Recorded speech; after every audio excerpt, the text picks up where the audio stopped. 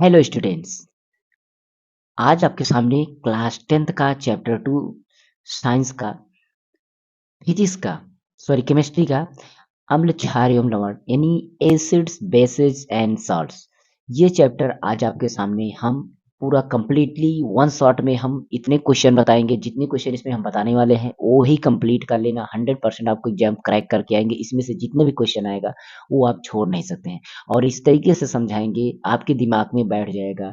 अगर आप अच्छी तरीके से पढ़ते हैं तो आप पढ़ सकते हैं कहीं से भी। लेकिन अगर आप ज़रा सा भी नहीं पढ़े, एकदम कमज़ोर बच्चे हैं, तो ज़रूर इस पर स्टे रहिएगा। जो बहुत ही हार्ड लेवल से तैयारी करते हैं, पढ़ते हैं, तो इस वीडियो को ना देखें क्योंकि इसमें हम बेसिक बताएँगे तो उनको बोरिंग लगेगा। इसलिए वीडियो को वही देखें, वही क्लास 10 के बच्चे देखें जो अभी तक कुछ भी ना पढ़े हों और वो अभी तक कुछ नहीं जानते हैं। तो एक बार में उनका वन शॉट हम रिवीजन कर देते हैं। बाकी कोई भी देख सकता है, ऐसा नहीं है। लेकिन बाद में ये मत कमेंट करना कि बोरिंग सा लगा, ऐसा लगा, वैसा लगा, क्योंकि कंप्लीट वन शॉट में हम पूरा चैप्टर बताएँगे और उसके साथ-साथ ही बेसिक एकदम जितनी भी परिभाषाएँ हैं, जितने भी इसमें आपका न्यूमेरिकल होगा, सॉरी न्यूमेरिकल क्या, इसमें जितने भी आपके क्रियाएँ होंगी, आपका जो कुछ भी होगा, सब एकदम बेसिक से होगा।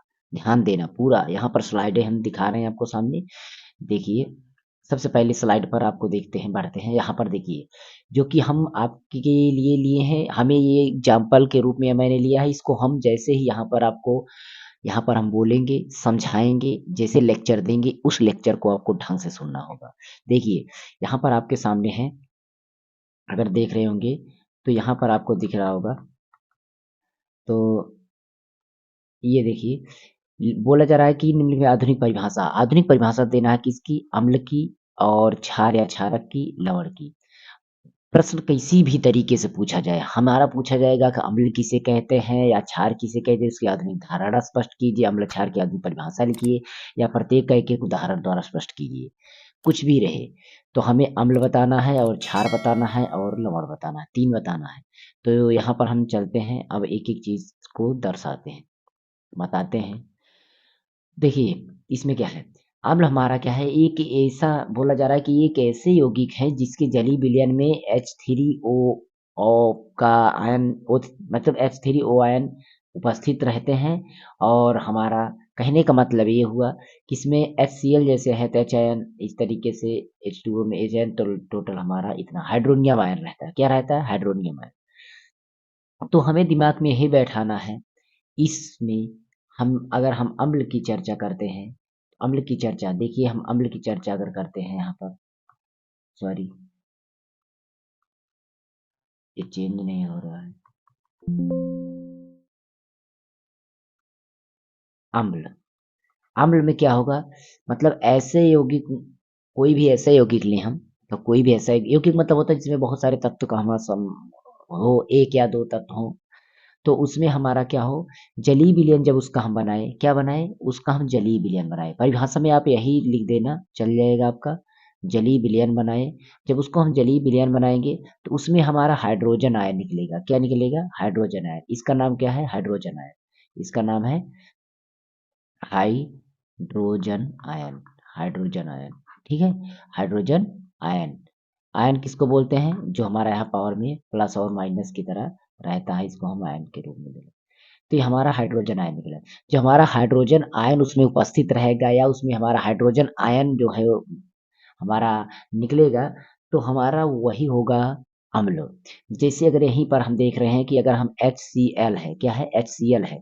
अगर हम HCl में निकालते हैं तो H आयन यहाँ निकल गया और Cl आपका यहाँ निकल गया। तो यहाँ पर H आयन निकल गया, मतलब मेरा ये अम्ल है। मेरा क्या है? अम्ल। जब कभी भी कोई यौगिक दिखाई दे रहा है तो उसमें हमें H दिख रहा है ना, तो समझ लीजिए कि वो अम्ल है। मतलब एच ही दिखाई दे रहा हो, तो ध्यान देना। बाकी आपको ओ एच, एच तो कहीं पर भी मिल सकता है, लेकिन हमारा एच हो किसी के साथ, जलीय विलयन में एच निकल जाए तो हमें एच देखने पर भी मिल जाए, क्योंकि अप्रबल अम्ल, आपका दुर्बल अम्ल, सारे प्रकार के जो अम्ल होते हैं उसको हम यहाँ पर अभी बताएंगे भी आगे। लैंग्वेज टाइप क्वेश्चन जो आएगा, पूरा क्वेश्चन इसमें लिया, शॉर्ट आंसर लैंग्वेज टोटल पूरा एकदम लास्ट तक रहेगा। ये हो गया हमारा अम्ल। अगर हम इसी तरीके से क्षार पे चलते हैं, तो क्षार में क्या होता है, उसमें भी आपका जलीय विलयन होगा। अगर हम जलीय विलयन लेंगे, तो जलीय विलयन में उसमें हमारा क्या होगा कि उसमें हमारा OH आयन निकलेगा। क्या निकलेगा? OH ion. इसमें प्लस था, इसमें माइनस है, बट यहाँ OH आयन है। इसको हम हाइड्रोक्साइड आयन बोलेंगे। क्या बोलेंगे इसको? Hydroxide ion. ठीक है, हाइड्रोक्साइड आयन मतलब क्षार में हमारा जो होगा, जब उसका जलीय विलयन होगा तो उसमें हमारा हाइड्रोक्साइड आयन होगा, मतलब OH आयन। जब कभी भी हम OH आयन दिखे ना, कोई भी अभिक्रिया दिख रही है, कहीं पर भी दिख रहा है, OH आयन उसमें दिख रहा है, OH दिख रहा है ना, तो इसका मतलब वो है आपका क्या है? बेसिज है, मतलब क्षार है। यहाँ पर देखिए, यहाँ पर आपका लवण तथा जल बनाते हैं, या चायन आपके जो होते हैं, जो क्षारक ऐसे क्षार होते हैं जिसमें OH आयन होते हैं। क्या होते हैं? OH आयन होते हैं। ठीक है, तो हमारा ये क्षार ऐसे हो गए जिसे जलीय विलयन में चायन से संयोग करके लवण या जल बनाते हैं, परंतु यहाँ पर क्षार की सही परिभाषा जिसके आपका OH आयन हो। यहाँ पर देखिए NaOH है। क्या है? NaOH है। NaOH में अगर हम इसको क्रिया कराएं तो हमारा H आयन यहाँ निकल गया और साथ ही OH आयन यहाँ निकल गया, तो ये हमारा OH आयन, तो ये हमारा क्या हो गया? क्षार हो गया। बात समझ में आई? क्षार हो गया। अब रही बात लवण की चर्चा करते हैं। लवण की चर्चा किस तरीके से करते हैं, यहाँ पर देखते हैं। तो ऐसे यौगिक होते हैं जो जलीय विलयन में अथवा पिघली हुई अवस्था में धनात्मक आयन H आयन तथा ऋणात्मक आयन OH आयन में वियोजित, मतलब ऐसा यौगिक हो जिसमें हमारा H आयन भी रहे और साथ साथ OH आयन भी रहे, दोनों जिसमें उपस्थित हो वो हमारा हो जाएगा लवण। वो हो जाएगा हमारा लवण। जहां पर हमारा H आयन भी निकले, OH आयन भी निकले, वो हमारा हो जाएगा लवण। तो हमें तीनों परिभाषा कैसे लिखना है जी? ऐसा विलयन जिसमें हमारा हाइड्रोजन आयन विक्षेपित मतलब निकले, हाइड्रोजन आयन हो, वो हमारा अम्ल होगा। जिसमें OH आयन हो, हाइड्रोक्साइड आयन हो, वो हमारा क्षार होगा। और हमारा जिसमें H आयन और OH आयन दोनों मिलाकर के आपका जल का निर्माण कर रहे हैं, मतलब कुछ इस तरीके से जलीय विलयन में हमारा हो, तो हमारा क्या हो जाएगा? वो आपका क्षार हो जाएगा। चलिए इस स्लाइड से आगे बढ़ते हैं, नहीं तो लॉन्ग आंसर बन जाएगा। यहाँ पर देखते हैं सूचक आ गया। अगला अगला क्या है? सूचक। इंपॉर्टेंट में रख लीजिएगा सूचक को। सूचक को आपको इंपॉर्टेंट में रखना है, क्योंकि देखिए सूचक किस तरीके से सूचक पूछा जाता है। सूचक के उदाहरण की सहायता से अम्ल क्षार के सूचक अम्लीय क्षारीय माध्यमिक, मतलब हमें सूचक की परिभाषा पूछा जाएगा। क्या पूछा जाएगा? सूचक की परिभाषा। और इससे पूछा जाएगा कि क्या अम्लीय है और कौन सा क्षारीय है, कैसे पहचाने। अम्लीय और क्षारीय पहचानने के लिए यहाँ पर इसकी बात की जाती है। किसकी? अम्लीय और क्षारीय। तो अम्लीय और क्षारीय कैसे पहचाना जाएगा? ध्यान देना यहाँ से। यहाँ पर बीच में एक बिंदु बना रहे थे, इसको 0, और इधर 1 2 सॉरी, यहाँ पर हम 7 बना लेंगे। 7 के बाद 8 9 10 11 12 13 और 14। यहाँ पर हम 6 5 4 3 2 1 इधर के इधर जितने भी है, यहाँ से आपका अगर दिख रहा हो तो ये वाला जितना पोर्शन है यहाँ से लेकर के ये वाला आपका क्षारीय है, और ये वाला जो आपका दिख रहा है, इधर वाला इलाका जो दिख रहा है, इतना इलाका ये आपका अम्लीय है। ठीक है, इसको आप अच्छी तरीके से समझिएगा। यहाँ से हम बता दे रहे हैं, ये वाला हमारा इलाका जो है ये क्षारीय है, ये हमारा क्षारीय है। अब यहाँ पर देखिए, एक बात आपको समझना है। पहले सूचक को हम पढ़ लेते हैं। सूचक क्या है? PH, indicator. सूचक को क्या बोलते हैं? इंडिकेटर। इंडिकेटर जो होता है वो क्या होता है कि उसमें आपका इंडिकेटर में ऐसे रासायनिक पदार्थ जो अपनी उपस्थिति से किसी रासायनिक अभिक्रिया के पूर्ण होने की सूचना देते हैं। क्या? पूर्ण होने की सूचना देते हैं। मतलब ऐसी रासायनिक पदार्थ होते हैं जो अपनी मतलब वो अगर वो अपनी उपस्थिति से वो अगर उसमें उपस्थित हो तो वो रासायनिक अभिक्रिया को पूर्ण होने की सूचना देते हैं। वो बता देते हैं कि ये अभिक्रिया इतने लेवल पे पहुंचे, ये अभिक्रिया ये होने वाली है, मतलब ये अम्लीयता पे जा रही है कि क्षारीयता पे जा रही है, ये सारी गुण को बता देता है। इसके साथ साथ ही वो बता देता है कि पदार्थों का रंग बता देता है, और क्रिया पूरा होने के पहले ही पहले एक प्रकार की तथा क्रिया पूरी होने के दूसरे प्रकार का हो जाता है। ये बता जैसे आप कोई क्रिया बना रहे हैं, करा रहे हैं, मतलब तैयार कर रहे हैं कोई रासायनिक अभिक्रिया, उसमें उसका रंग अभी नीला है और उसको और अभिक्रिया कराने के बाद वो पीला हो गया। तो ये नीला और पीला जो हमारा इंडिकेटर बताता है कि ये नीला हो गया तो आपका कुछ कुछ चीज बन गया, पीला हो गया तो कुछ चीज बन गया, ये जो सूचित कर रहा है यही हमारा इंडिकेटर होता है। मतलब हमारा रासायनिक क्रिया को पूर्ण होने से पहले ही सूचना जो दे दे, यानी कि उसके पदार्थों के रंगों में और उसकी क्रिया पूरी होने के लिए जो पहले उसका हमारी क्रिया में पहले कैसे था और बाद में कैसे है, अभी कैसे है करंट में, तो वो सारी चीजें जो बता दे वो हमारा सूचक होता है। यहाँ पर बोला जा रहा है कि अम्लों और क्षारों की क्रिया में विलयन उदासीन हो जाता है, और इसकी पीएच वैल्यू सारी चीजें यहाँ पर दी गई हैं। इसको आपको पढ़ना नहीं, यहाँ पर आपको ये पढ़ लेना है। देखिए यहाँ पर एक जब कोई भी हमारा तत्व कोई भी है हमारा विलयन जो है अगर 1 पर है तो मतलब वो अम्लीय है, 2 पर है तो उससे कम अम्लीय है, 3 पर है तो उससे कम अम्लीय है और 4 पर है तो उससे कम अम्लीय है, 5 पे है मतलब इतना इधर जितना बढ़ेगी ना अम्लीयता उसकी कम होती जाएगी। क्या होगी? अम्लीयता उसकी कम होती जाएगी। इधर साइड अम्लीयता कम होती है। क्या होती है? अम्लीयता क्या होती है? कम होती है, माइनस में होती है और इधर में आपकी अम्लीयता क्या होती है? बढ़ती है। अम्लीयता बढ़ती है, अम्लीयता प्लस में होती है। अब उल्टा इसका चलेगा क्षारीयता मतलब इधर जितना जाएगा क्षारीय उतना होगा और इधर जितना आएगा उतना क्षारीय कम होगा। आप समझ सकते हैं 7 हमारा उदासीन है, 7 वाला हमारा क्या है? उदासीन है। मतलब 7 तत्व पर अगर कोई भी 7 पॉइंट पर हो तो हमारा क्या होगा? वो उदासीन होगा। 7 से कम है 7 से कम है, 6 है, अम्लीय है, 5 है और अम्लीय है, 4 है और अम्लीय है। मतलब क्योंकि अम्लीय वाले हमारे पक्ष में वो उधर जा रहा है, जितना उधर होगा अभी आप बताइए, आप जिसके जितना बगल रहेंगे उसके संगत में उतना रहेंगे तो ये अच्छा जो है ये क्षारीय के बगल है तो ये क्षारीयता इसमें होगी। 5 में उससे कम क्षारीयता होगी, 4 में उससे कम क्षारीयता होगी, 3 में उससे कम, 2 में उससे कम, 1 में उससे कम क्योंकि ये बहुत दूर होता जा रहा है तो इसमें क्षारीयता के गुण खत्म होते चले जाएंगे और ये क्षारीय एक चल करके एकदम क्षारीय से हट जाएगा, ये अम्लीय हो जाएगा। बात को समझ लिए जितना कम होगा उतना ज़्यादा अम्लीय होगा, जितना ज़्यादा संख्या होगी उतना वो कम अम्लीय होगा। अम्लीयता को बात को ध्यान दीजिए, मतलब जितना इधर कम संख्या होगी अम्लीय उतना ज़्यादा होगा और जितनी संख्या में ज़्यादा होगा वो उतने अम्लीय कम होंगे और इसी तरह इसका उल्टा क्षारीय होता, जितना संख्या में ज़्यादा होगा क्षारीयता उतनी होगी, परंतु जितना कम होगा संख्या में उसकी क्षारीयता उतना कम होगी। ये चीज़ याद रखना। अब यहाँ पर कुछ चीज़ें इसको याद करना, लिटमस जो होता है अगर वो अम्लीय विलयन में हो जो अम्लीय विलयन हो तो अम्लीय विलयन में रंग लाल होता है। क्या होता है? लिटमस जो होता है उसका अम्लीय विलयन में रंग कैसा होता है? लाल। और क्षारीय विलयन में कैसा होता है उसका रंग? नीला।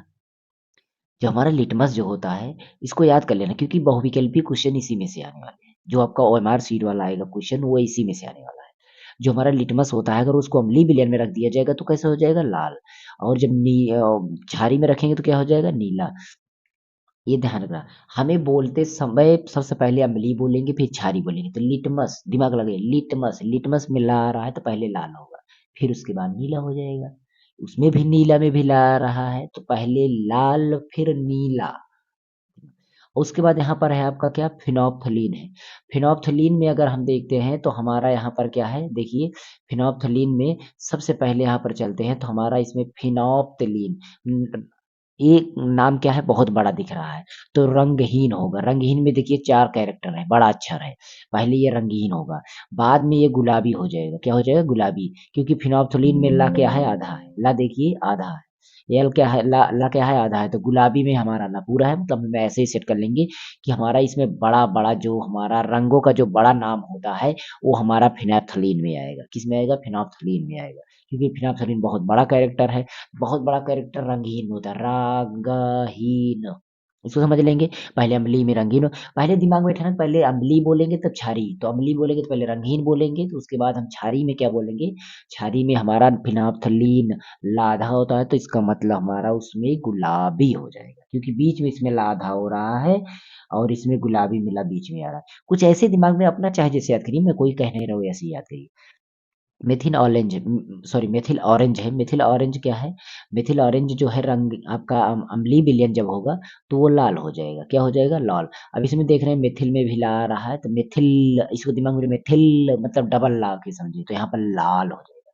उसको मिथिल ऑरेंज, ऑरेंज को मतलब समझते हैं संतरा जिसको बोलते हैं नारंगी और पीला, क्योंकि संतरा नारंगी जो होता है यानी संतरा को नारंगी बोलते हैं, नारंगी होता है और पीला हो जाता है, ज्यादा पक जाता है तो पीला टाइप, तो ऐसे ही समझ लेंगे दिमाग में। तो ये हमारा नारंगी पीला हो जाएगा। अब उसके बाद इन दोनों को याद करने की जरूरत नहीं है, आप 3 ही याद करिए, इसमें आपको काम बन जाएगा। ओके, चलते हैं नेक्स्ट स्लाइड पर और आपको आगे बढ़ के दिखाते हैं। यहाँ पर देखिए अगला आपका है प्लास्टर ऑफ पेरिस, इसको भी बाद में चर्चा करते हैं। ठीक है, इसके बाद हम यहाँ पर हाइड्रोजन आयन की सांद्रता से क्या तात्पर्य है इसको देखते हैं और अगली स्लाइड पर क्या है इसको देखते हैं यहाँ पर। और यहाँ पर फिर व्यंजक चूर्ण, फिर यहाँ पर बेकिंग पाउडर। हाँ तो यहाँ पर हम सबसे पहले देख लेते हैं यहाँ पर ये समान लवणों को वर्गीकरण द्वारा समझाइए। जो हमारे नॉर्मल सॉल्ट होते हैं, देखिए सॉल्ट में हमने बोला कि सॉल्ट कैसे कुछ डिटेल पढ़ना है। सॉल्ट में हमारा सामान्य लवण होता है। ऐसे सामान्य लवण में क्या होता है कि अणु जो होता है एच आयन और एच आयन नहीं होते हैं। अम्ल के अणु एच आयनों के पूर्ण विस्थापन से बनते हैं। इसके पूर्ण विस्थापन हो जाता है, एच आयन का क्या हो जाता है, पूर्ण विस्थापन। एच आयन हमारा यहाँ से निकल के दूसरे यौगिक के साथ ट्रांसफर हो जाता है, जिसे यहाँ पर देख रहे होंगे। तो आपको अगर दिखाई दे, यहाँ पर देखिए एच आयन, यहाँ पर एच आयन है और ये निकल जाएगा SO4 से अलग हो जाएगा। तो यहाँ पर देखिए SO4 Ca के साथ चलाया, H2O अलग बना लिया। सेम यहाँ पर ये जल बना लेता है और यहाँ पर भी देखें H अलग होकर के यहाँ पर H2O बना लिया उधर। इसी तरीके से अम्लीय लवण जो होते हैं, अम्लीय लवण में क्या होता है, एच आयन, क्योंकि अम्ल का मतलब एच आयन हो उसमें। तो देख लीजिए इसमें भी एच है, इसमें भी एच है और इसमें भी एच है। इस तरीके से समझ लेंगे। वैसे भी कि आंतरिक विस्थापन वाले लवणों को अम्लीय लवण कहते हैं। इसमें एच आयन की एकाधिक आयन रहते हैं। एच आयन कितने रहते हैं, एक से अधिक आयन रहते हैं। एच आयनों की कितनी संख्या, एक से अधिक। अगर हम क्षारीय लवण की चर्चा करते हैं, इसमें ओ एच आयन होगा। ओ एच आयन में देखते हैं तो क्षारीय लवण क्या होते हैं, वो क्षारीय लवण से बनते हैं, मतलब उसमें ओ एच आयन, इसमें भी देखिए ओ एच है निकल रहा है। द्विग लवण क्या होता है, डबल साल्ट क्या होता है, एक अणु में अम्लीय आयन के साथ दो भिन्न क्षारीय आयनों से संयुक्त बने होते हैं। और जैसे अम्लीय जो है क्षारीय से मिलकर बने रहते हैं, द्विग लवण होते हैं, जिससे यहाँ पर दो लवण है। मिश्रित लवण क्या होता है, ऐसे लवण जिसमें अणु में एक ही अम्लीय या क्षारीय मूलक हो और दो या दो से अधिक क्षारीय अम्लीय मूलक से होकर के बनाते हैं। मतलब या तो एक ही अम्लीय क्षारीय मूलक हो या तो दो क्षारीय अम्लीय मूलक हो।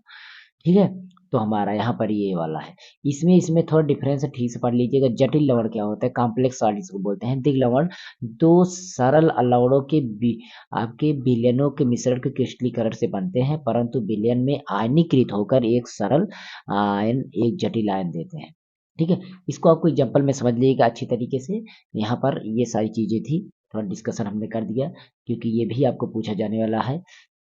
इसलिए यहाँ पर हम पहुंचते हैं आपका हाइड्रोजन आयन। क्या है आपका, हाइड्रोजन आयन। हाइड्रोजन आयन आप समझ सकते हैं वैसे भी कि इसका मतलब प्लस आयन की चर्चा हुई, क्योंकि अभी पिछले क्वेश्चन में हमने बताया हाइड्रोजन आयन। हाइड्रोजन आयन से हमें पीएच की परिभाषा देना है। किस पीएच की परिभाषा, पीएच मूल्य क्या है, पीएच हाइड्रोजन आयन से क्या समझते हैं, हमारे दैनिक जीवन में इसका महत्व क्या है, इसके बारे में यहाँ पर बहुत सारी बातें बताई गई। ठीक है।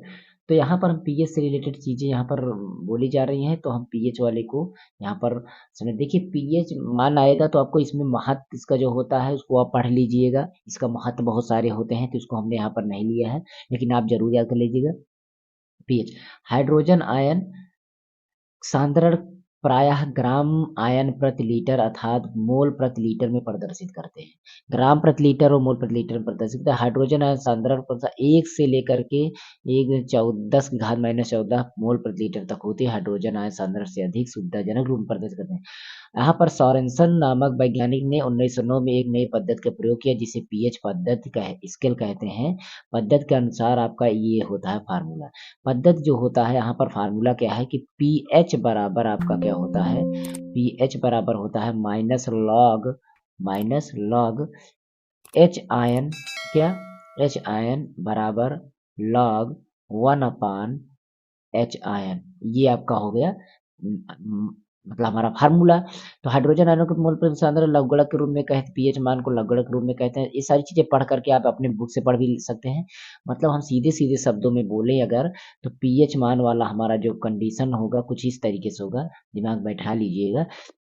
यानी कि आप अगर देखिए तो जो आपका यहाँ पर पीएच मान होता है वो एच आयन अगर निकल गया, क्या होता है, एच आयन निकल गया तो 10⁻⁻पीएच, ये हमारा एक फार्मूला हो गया। ये हमारा एक फार्मूला हो गया। मतलब जब कभी भी हमें पीएच निकालना हो तो हमें हाइड्रोजन आयन पता होना चाहिए। तो फार्म सूत्र भी और परिभाषा में भी बोला जा रहा है, आप देख लीजिए हाइड्रोजन आयन सांद्रण क्रमशः 1 से अधिक बोला जा रहा है इसमें। तो हाइड्रोजन आयन जितना भी होगा वही हमारा पीएच मान होगा। यहाँ पर देख रहे हैं हाइड्रोजन आयन निकला है 10 की घात माइनस पीएच। मतलब अगर हम उदाहरण के लिए कि 10 की घात -2 ले तो हमारा पीएच की जगह पर देखिए 10 का 10 हो गया, माइनस का माइनस हो गया, पीएच जगह 2 है, मतलब इसका उत्तर आ जाएगा 2। लेकिन अगर यही माइनस हटा देते, अगर हम ये माइनस हटा देते तो हमारा यहाँ पर -2 आता। क्यों -2 आता, क्योंकि यहाँ पर माइनस के बाद पीएच है, माइनस के बाद पीएच है। पीएच जो है अपने आप में किस में है, वो प्लस में होना चाहिए। किस में होना चाहिए? प्लस में होना चाहिए। जब प्लस में है तो इसका मतलब यहाँ पर तो माइनस लगा नहीं है, तो जब माइनस लगा नहीं है तो ये फार्मूला वाला माइनस वर्क करेगा, तो फार्मूला वाला माइनस वर्क करेगा तो ये माइनस होगा। दूसरे शब्दों में अगर समझते हैं तो -2 रहेगा और यहाँ पर माइनस रहेगा तो ये माइनस माइनस मिला करके प्लस हो जाएगा, तो यहाँ पर हमारा प्लस बनेगा। तो प्लस रहेगा तो आप माइनस में लिखना और माइनस में रहेगा तो प्लस में लिखना पीएच मान को। जैसे 10 की घात -15 है, 15 नहीं सॉरी 10 है, तो 10 की घात -10 है तो इसका मतलब है इसका आंसर 10 आएगा। अगर यहाँ पर 10 की घात यहाँ पर 5 है तो इसका मतलब इसका आंसर हमारा 5 आएगा, -5 आएगा। तो इस तरीके से पीएच को आपको निकालना जरूरी है। आपका कब निकलेगा? जब यह चाइन आ जाएगा तब। यह चाइन अगर आपका आ जाता है तो अब इसके लिए हमें आयनिक गुणनफल का एक फार्मूला भी पता होना चाहिए। आयनिक गुणनफल में आपका मतलब के डब्ल्यू जो होता है उसका मतलब होता है 1 गुणा 10 - 14 के डब्ल्यू का मान ये होता है, तो के डब्ल्यू का हमारा जो फार्मूला होता है वो होता है एच आयन और ओ एच आयन के गुणनफल को हम आयनिक गुणनफल कहते हैं। ये परिभाषा भी याद कर लेना कि एच आयन और ओ एच आयन के गुणनफल को हम आयनिक गुणनफल कहते हैं। मतलब एच आयन निकल गया आपका हाइड्रोक्साइड आयन और हाइड्रोजन आयन, ये हाइड्रोजन आयन हो गया, ये हाइड्रोक्साइड आयन हो गया। दोनों आयन का अगर हम गुणा कर देते हैं तो हमारा के डब्ल्यू निकल जाए, मतलब वो दोनों को गुणा करें तो हमारा ये वैल्यू प्राप्त हो जो कि यहाँ पर लिखा हुआ है, इसको आप पढ़ सकते हैं। तो ये हमारा हो गया। इस तरीके से इसका डिटेल भी हम बताए थे, यहीं कहीं पर होगा, शायद अभी हम लगा नहीं पाए हैं, बाद में लगा देंगे भी, बहुत सारे क्वेश्चन हैं इसलिए। चलिए, ये हो गया। इसको हम डिटेल अगर समझाना चाहें तो आपको समझा सकते हैं। देखिए, जैसे मान लीजिए आपका कभी कोई क्वेश्चन में पूछा जाता है, दूसरे क्वेश्चन में हम बताएँगे, दूसरे क्वेश्चन में आपको मिलेगा, ठीक है? दूसरे क्वेश्चन में आपका आएगा जैसे कि मान लीजिए आपका OH आयन दे दिया गया। OH आयन का मतलब होता है हाइड्रोक्साइड आयन, OH आयन का मतलब होता है हाइड्रोक्साइड आयन, और हाइड्रोक्साइड आयन जो होता है ना, वो आपका दे दिया गया कि 10 घात -2, ठीक है? तो बोला जाए कि पीएच मान आप निकालिए, क्या निकालिए? पीएच मान निकालिए। तब आपको क्या करना है? सबसे पहला नंबर हमारा सूत्र होता है वही केडब्ल्यू वाला पता है, 1 गुणा 10 की घात -14 है और आपका इक्वल में आपका एच आयन और ओएच आयन होना चाहिए। तो एच आयन हमारा पता नहीं है, इसको आप ऐसे छोड़ देंगे, ओएच आयन हमारा पता है -E, इसको हम इधर साइड ले जाएँगे। तो हमारा देखिए एच आयन यहाँ पर हम छोड़ देंगे, ये इसको हमने यहीं पर छोड़ दिया, इसको हम ले गए इधर तो ये बटा में जाएगा क्योंकि गुणा में है। तो हमारा बटा भी जाएगा 1 गुणा 10 घात -14, 1 का मतलब कुछ भी नहीं होता चाहे माने या ना माने, यहाँ पर हमारा 2 है। अब 2 घात इसमें 2 घात घट काटा मतलब काट नहीं देंगे, इसको घटा लेंगे, सूत्र हमारा वो सॉरी नियम जो है हमारा घटेगा क्योंकि नीचे से ऊपर जाएगा तो प्लस में होगा, तो हम कटा ही देते हैं, तो हमारा 10 की घात -12 आ जाएगा।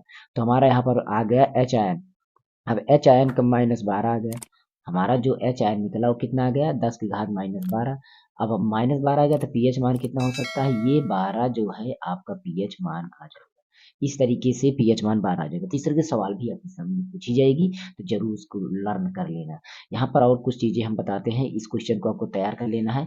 बेकिंग पाउडर यानी खाने वाला सोडा, सबसे पहला नंबर इसको क्या क्या चीजें याद करना है वही याद कर लेना। मैं इसका अलग पर्सनल वीडियो बनाऊंगा बेकिंग सोडा बनाने का, लेकिन अभी से आप तैयारी कर लेना। इसको आपका सूत्र याद कर लेना। इसका नाम देखिए, बेकिंग पाउडर को आपको खाने के सोडे के नाम से याद है, इसका दोनों नाम याद कर लीजिएगा। और इसको हमारा जो रासायनिक नाम होता है वो सोडियम बाइकार्बोनेट होता है। क्या होता है? सोडियम बाइकार्बोनेट होता है, इसको याद कर लेना।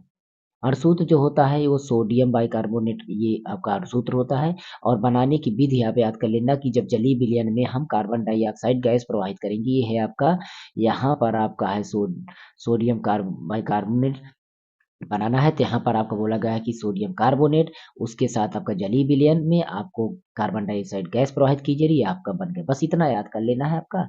उसके बाद आप रासायनिक गुण में एक याद कर लीजिएगा, आप उपयोग याद कर लीजिएगा, आपका काम हो जाएगा, ठीक है। इसके बाद हम चलते हैं आपका अगला जो हमारा क्वेश्चन आने वाला है, ये बेकिंग पाउडर याद कर लेंगे। उसके बाद विरंजक चूड़ होता है। विरंजक चूड़ अगर हम याद करेंगे तो विरंजक चूड़ में हमारा क्या है? विरंजक चूड़ में हमारा सबसे पहला नंबर, तो इसमें भी वही काम करना है कि विरंजक चूड़ में अपना इसका नाम जो होता है ब्लीचिंग पाउडर, उसका नाम याद कर लेंगे, अगला नाम और उसका रासायनिक नाम याद कर लेंगे, साथ ही साथ उसको बनाने की विधि याद कर लेंगे।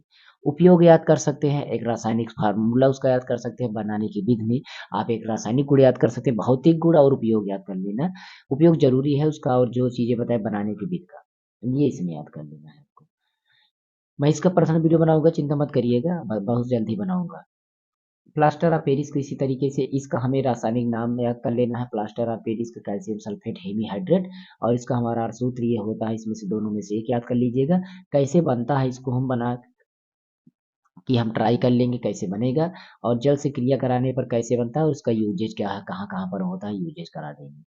तो ये इतनी चीजें आपको जरूर याद कर लेना कंप्लीटली। अभी इस पार्ट में थोड़ा सा बचा हुआ है, कुछ बेसिक चीज इतना कर लेकिन याद कर लेते हैं तो पक्का आपको बहुत सारे क्वेश्चन इसमें से फंसने वाले हैं। ये आपको तैयार कर लेना है, इतना अगर आप तैयार कर लेते हैं आपको कंप्लीटली इतना तैयार कर लेना है। इसमें इतना ही बनाया, अभी और भी इसमें हम ऐड करेंगे तो आपको जरूर मिलेगा, इसी स्लाइड पर हम ऐड कर देंगे। और जब लास्ट में क्वेश्चन पूरा हो जाएगा इसका पीडीएफ बना देंगे, आप पीडीएफ को डाउनलोड कर लेना। पीडीएफ आपको मिल जाएगा हमारे टेलीग्राम चैनल पर, और हम फेसबुक एक पेज एक बनाए हुए हैं जो कि टेक्नो प्लस एडिटिंग नाम से है। मैं जल्दी लिंक उसकी डाल दूंगा डिस्क्रिप्शन में, टेलीग्राम चैनल पर डाल दूंगा, वहां पर जरूर पहले जुड़ जाइए। ओके, और सारी प्लेलिस्ट चेक कर लीजिए। बेसिक चीजें हम यहाँ सिखाते हैं, कोई हार्ड चीजें नहीं सिखाते हैं, जो कहीं पर भी न सीखने को मिले वो हम सिखाते हैं। तो जरूर सीखने के लिए यहाँ पर आप स्टे हो जाइए हमारे